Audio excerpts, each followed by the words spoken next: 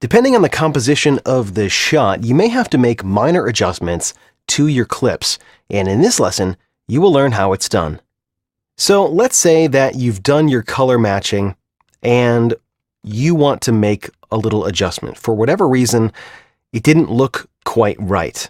Maybe the target was pointed at a colored wall and that's skewing the results.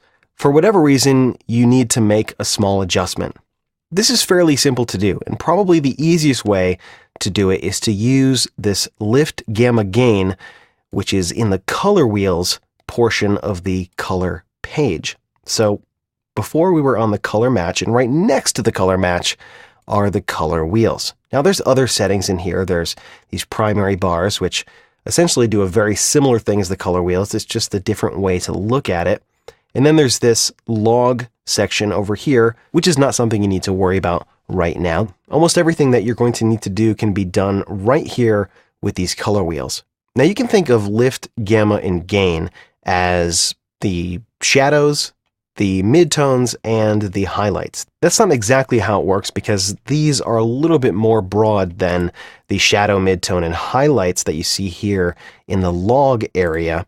So for example, the gamma has a really big range of what it affects. The lift is mostly the blacks and the shadows, but it goes up through the spectrum. So this is very good for making subtle adjustments.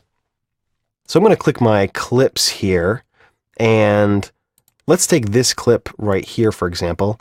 Maybe I want to take these midtones and maybe I want to warm them back up just a little bit because for whatever reason they don't look quite right.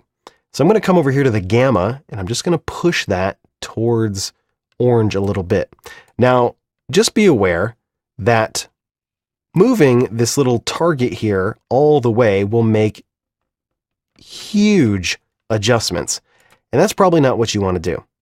You want to make very, very small adjustments. You can see even just that much is making a pretty big difference in what the picture looks like. So maybe I want to warm up the midtones a little bit, maybe the highlights, maybe warm them up a little bit. You can see that's extremely sensitive because most of this white area here falls in this gain range here. So that's going to make a really big difference.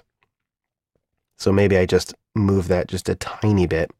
You can use this to make any other corrections that you may need to do very, very quickly, very easily.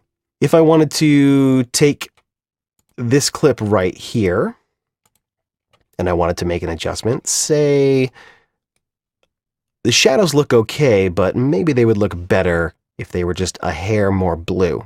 So I might take this and just pull this down ever so slightly, just the tiniest bit towards cyan. Like that's it right there. And you can see you can make a really quick adjustment. You know, if you want it to be more drastic, you know, you can move these all over the place to do whatever you want. That's not really in the realm of color correction. That's more kind of color grading where it's a little bit more stylistic. Now there are a number of other adjustments. You can take this master wheel here for the lift and adjust the black point.